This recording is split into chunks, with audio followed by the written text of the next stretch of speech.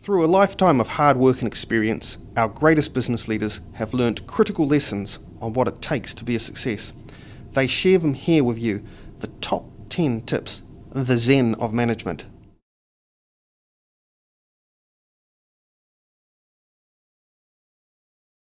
A lot of people say that you have to make mistakes to be successful, and the reason I'd like to, I want kids to understand business is I'd love them to be able to start without making the mistakes. So if they recognise you'll make little mistakes, but that you make them in context.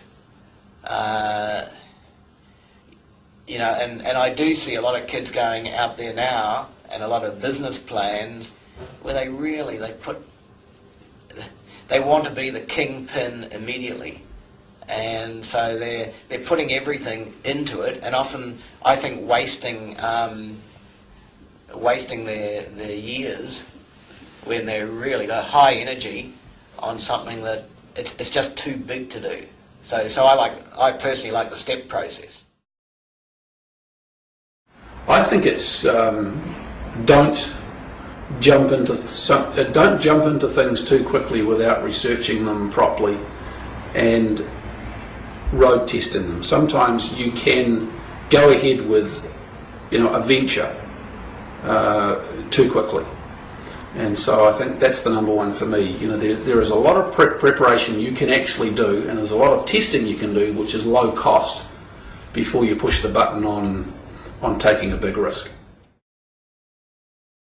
Be honest, have integrity, build your business on the best integrity, have sound principles of business. That means sometimes it means probably slower growth than you want, but it's built on very sound, not necessarily cautious principles, but it's not built on a flashiness, it's not built on flashy. You don't need 16 gold taps or 300 bathrooms. Why would you need 300 bathrooms? It's ridiculous. It's really funny how people judge people. People tend to judge people on the size of your house or whatever it is, or somebody lives somewhere. But, I met I know two very successful people in life, and one is a very, very successful private banker who looks after some of the richest people in the world. And he said to me, one of the lessons he learnt in life, which is really interesting, never judge the marble floor or the pillars or the size of the car that people drive. He says, I learnt many years ago in banking, they weren't the true people of the world. And I thought that was quite interesting. It's been a good lesson in life. Our business, and indeed most businesses, are selling organisations, whether they be a manufacturing unit, a service industry, or particularly a stock and station business.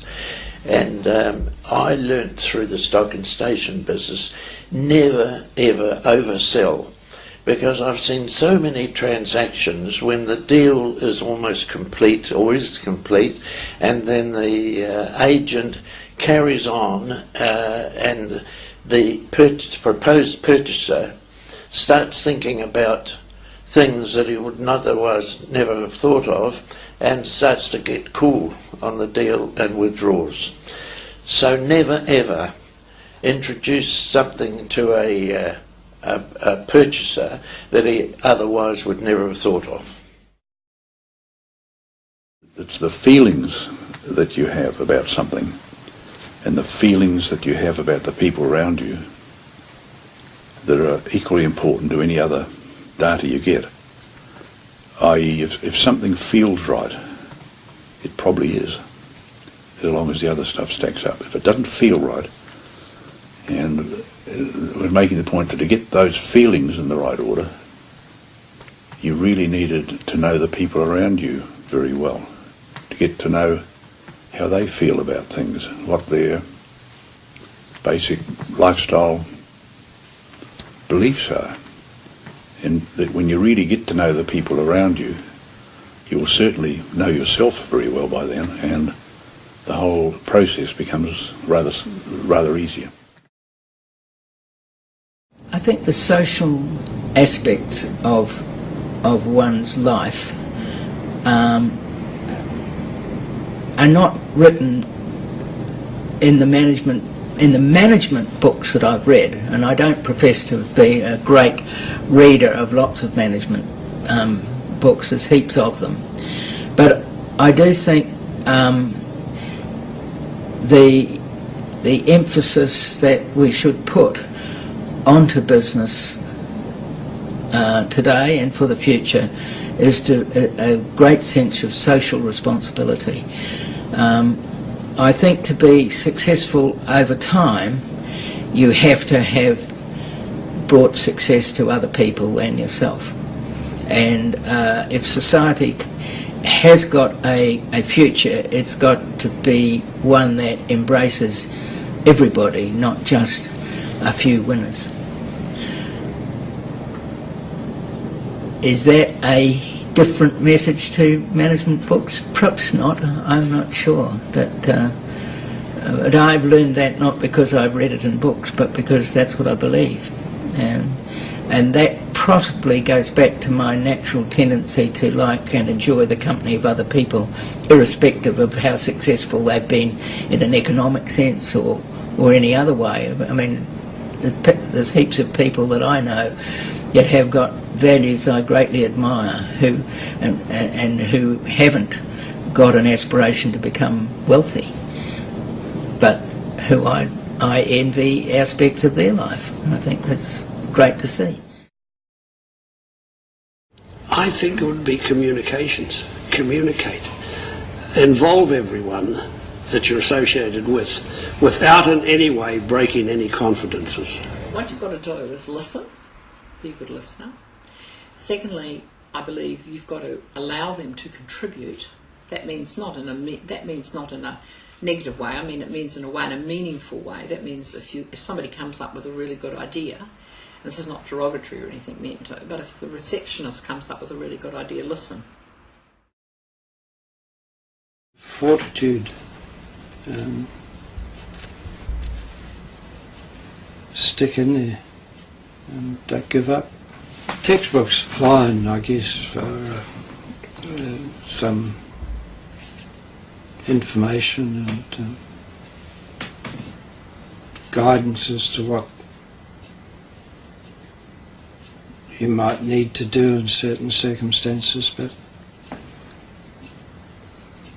there's no textbook at all that can tell you, in fact, what to do and how to do it. This is where one can get a little cynical about MBAs and Harvard School of Businesses and all the rest of it. They're dealing with theoretical situations in their training. But it's not the upfront shot in the eye that the students are really dealing with. And well, I guess the ability to roll with the punches counts as much as anything. Is finding the best wife, and the other one is the right friends and components. And he got 1 year to go, and then it's going to cost me diamonds.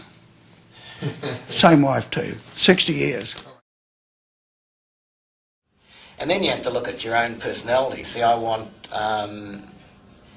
personally, and I suppose I found, I mean, at 29 I was general manager of Polaroid, and from then on I sort of thought, well, yeah, I quite like being the boss. And in fact, I want to be the boss. I like being the boss, and so therefore I don't like partners. And not because I don't get on with people, but more because I think I suppose I've got a lot of self-confidence that, hey, what I'm doing is right. But if someone else, if I had a partner and said, listen, I want to do this, I'd probably be too easy on my partner. And I probably got more confidence in myself than my partner.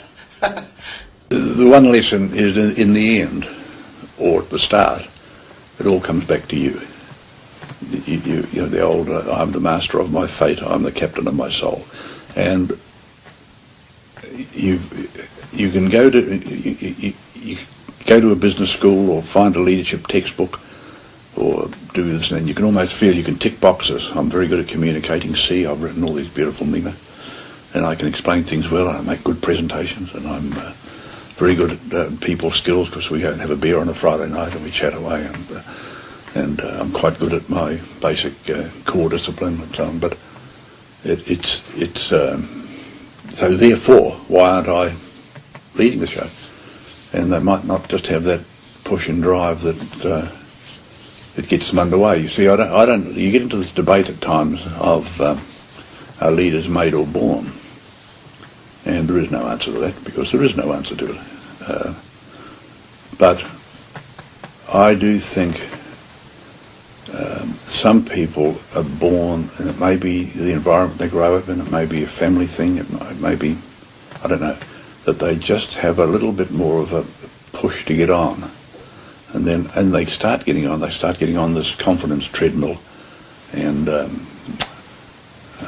so I think it does come back to you. And along the way, things obviously in life things don't always go as you would want them to, and you get knocked over, and you can either stay knocked over or get up and dust yourself down and start again.